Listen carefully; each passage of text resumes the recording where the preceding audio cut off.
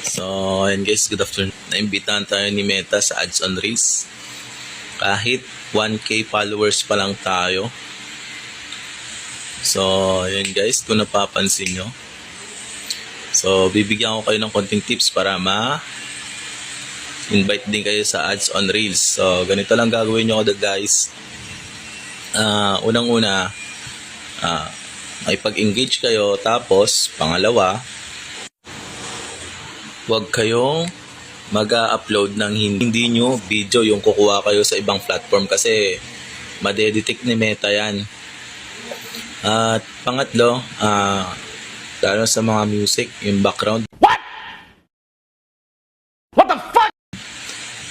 Mas maganda pa yung mag-dub na lang kayo kaysa mag-background music pa kayo. Pwede na!